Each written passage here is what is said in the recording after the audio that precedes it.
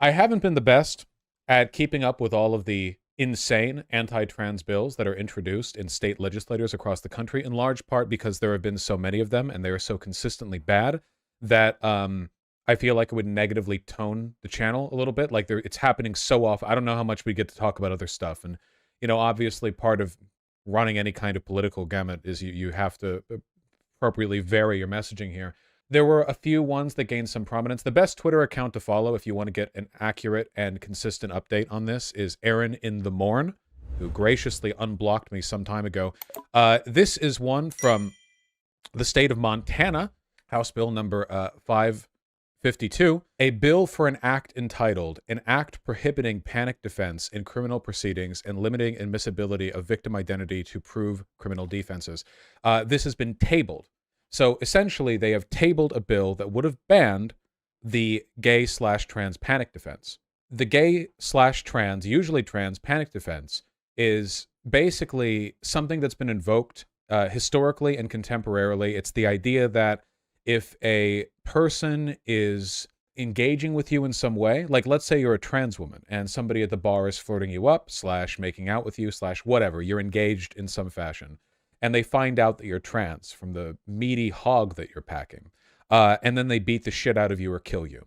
The trans panic defense is a unofficial, legally invoked defense, essentially saying, look, it's not murder, it's not battery, it's not assault. I was just really spooked by the meaty hog. And who wouldn't be?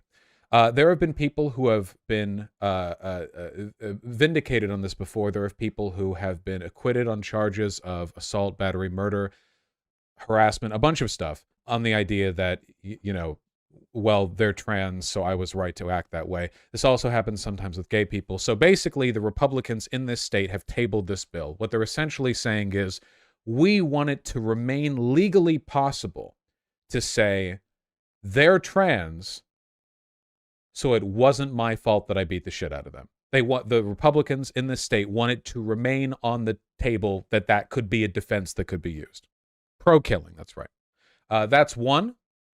You know, that's a classic one right there. We've talked about this one before. This is the Tennessee drag ban. I believe the one we talked about was Tennessee, but there are a couple of variants passing in various state houses. This is the one that bans public drag.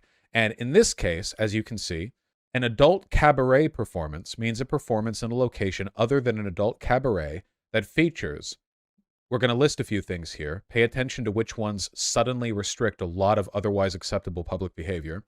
Topless dancers, go-go dancers, exotic dancers, strippers, male or female impersonators who provide entertainment that appeals to a prurient interest, or similar entertainers, regardless of whether or not performed for consideration.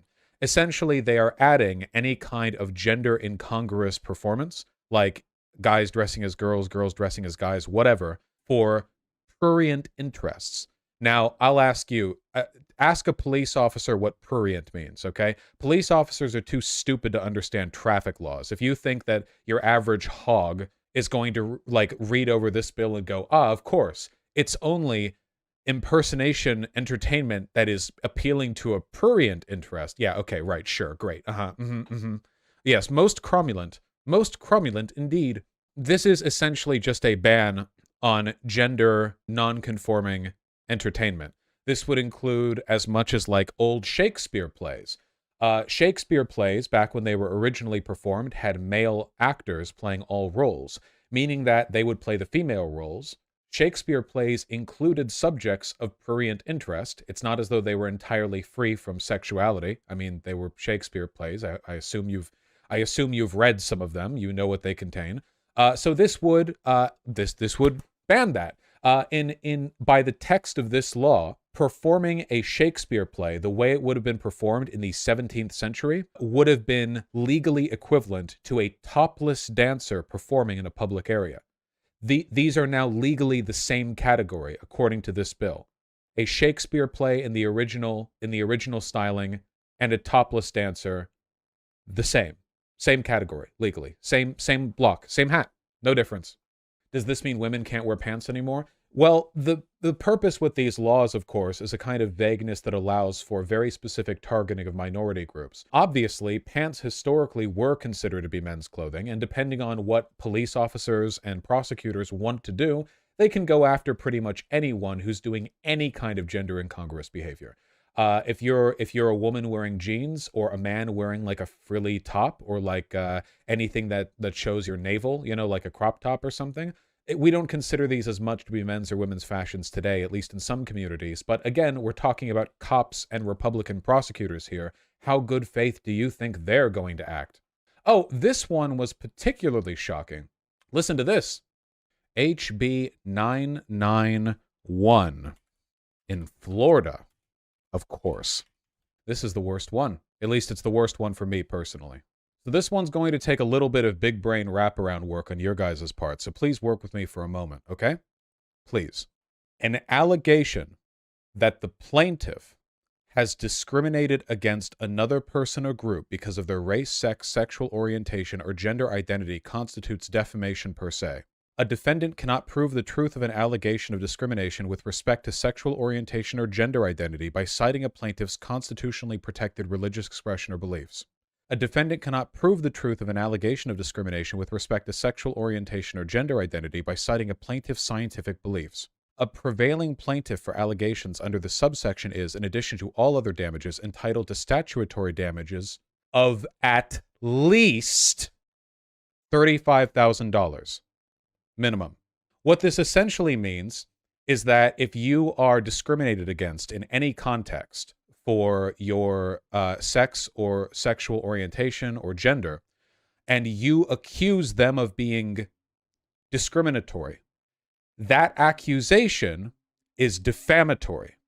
If it refers to any of their religious expressions or beliefs, any position which is based in scientific belief, and by doing that, you are now entitled to pay them up to $35,000.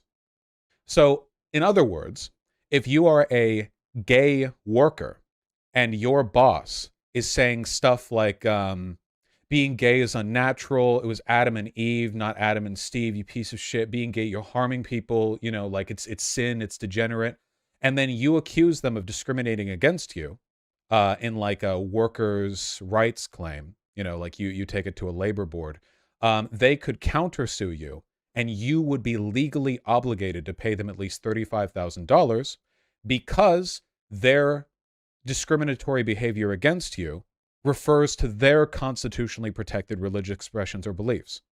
This would essentially make it illegal, or at the very least, extremely expensive, to ever accuse anyone of being discriminatory against you, because any discrimination they engage in can be cited back to some kind of constitutionally protected religious expression or belief, or some perceived scientific belief. Keep in mind, of course, that when they mention scientific beliefs here, what they mean is men are men, women are women. The scientific belief they're referring to here is they want to make it so that if you accuse your boss of being discriminatory for saying you're not a real woman, you're a man, or vice versa, that would then entitle them to $35,000 of your dollars. This bill will not pass. It is one of the most flagrant violations of our First Amendment rights that I have ever seen in legislative form. It is insane, but it is nonetheless something that Republicans put forward and are accepting. This is like the state of things. What's more, because of the nature of state law, this would also mean that somebody like, say, me, couldn't accuse a Floridian of engaging in discrimination as per these terms, because I, too, would be subject to the restrictions and requirements of their law. Well, let's continue in this Twitter thread from the excellent Alejandra Caraballo. If someone calls you a faggot or tranny, and you say they discriminated against you, they can now sue you for at least $35K and cite their religious beliefs. This would apply to the internet as well. This would empower bigots to target the LGBTQ community with impunity. This applies to the internet as well, so if the person is in Florida, you could be liable even if you have never set foot in Florida. For example, calling Seth Dillon of the Babylon Bee transphobic on Twitter could make you liable under this bill since he lives in Florida. It gets even worse. It would presume anonymous sources are presumptively false. This would limit the ability of journalists to cover issues without fear of liability for using anonymous sources. This would silence journalists and those targeted by those in power. This bill also reworks the actual malice standard for public figures and tries to redefine public figures. This is a full-on attack against New York Times versus Sullivan and the First Amendment. This isn't the first time libel laws have been used to silence minority groups. Alabama tried to use libel to silence civil rights leaders and journalists. The case resulted in New York Times versus Sullivan. Florida wants to again silence minority groups. Obviously, the consequence of that bill being passed, if it were to be passed, which again, it's a massive violation of our First Amendment rights, it would effectively mean that you would never again be able to accuse people of being bigots, because if you did so, they could sue you for tens of thousands of dollars. Republicans are demons, and they want to destroy America. This is unjustifiable on every level. It is insane, it is nonsensical, it is non-functioning, it is impractical, it is anti-constitutional, it is monstrously evil, and it is being done for no reason other than to make it literally illegal to criticize them. It is cartoonishly evil.